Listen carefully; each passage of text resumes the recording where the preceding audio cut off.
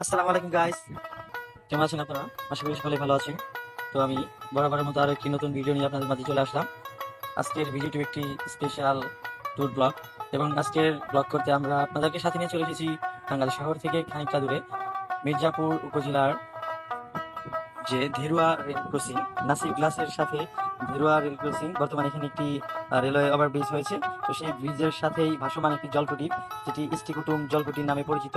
তো আমরা সেই ইষ্টিকুটুম জলকুটির দেখতে এসেছি, এবং এখানে আমরা কিছুক্ষণ সময় কাটাবো, চা নাস্তা খাবো, এবং তারপর আমরা আবার বাড়ির পথে পা বাড়াবো। তো এখানকার পরিবেশটা সত্যি, আমি এর আগে শুনেছিলাম যে অনেক সুন্দর করে এটা ডিজাইন করা হয়েছে এবং অনেক সুন্দর করে সাজানো হয়েছে। সো দেখতে আসলাম, এবং ফার্স্ট টাইম আসলাম, এই জন্য ভিডিও করে আপনাদেরকে দেখানোর চেষ্টা করছি। তো এখানে ছোট ছোট এরকম এই যে ঘরের মতো শেড করা আছে, এখানে আপনারা ফ্যামিলি কিংবা আপনার সার্কেল নিয়ে বসতে পারবেন। বিকেলবেলা হলে এখানে প্রচুর দর্শনার্থী বা ভ্রমণ পিপাসুরা এখানে ঘুরতে আসে।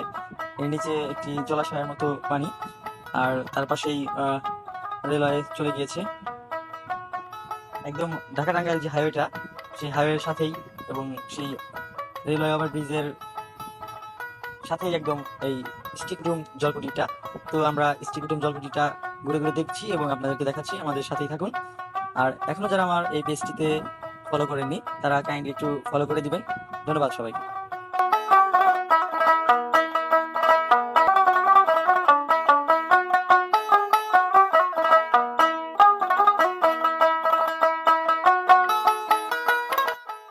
আর এটা হচ্ছে স্টিকরুম জলকুটিরের সন্ধ্যার ভিউটা। এখানে সন্ধ্যা নামলেই এই বিভিন্ন কালারের লাইটগুলো জ্বলে যায় এবং চারপাশ অন্ধকারে ছেয়ে যায়। তখন এখানে একটি অন্যরকম পরিবেশ তৈরি হয়। যারা মিড নাইট বা রাতের বা সন্ধ্যার আড্ডাগুলো পছন্দ করেন, তারা সন্ধ্যার সময় এসে এই সৌন্দর্য উপভোগ করতে পারেন। এবং এ পাশে জলাশয়ের মধ্যে বা পুকুরের মধ্যে কিছু মাছ চাষ করা হয়, সেগুলোও দেখতে পারবেন। এবং ঢাকা টাঙ্গাইল যে রেলওয়ে, সেটি ধরে ট্রেন যাওয়ার দৃশ্যটা আমাদের চোখে পড়লো।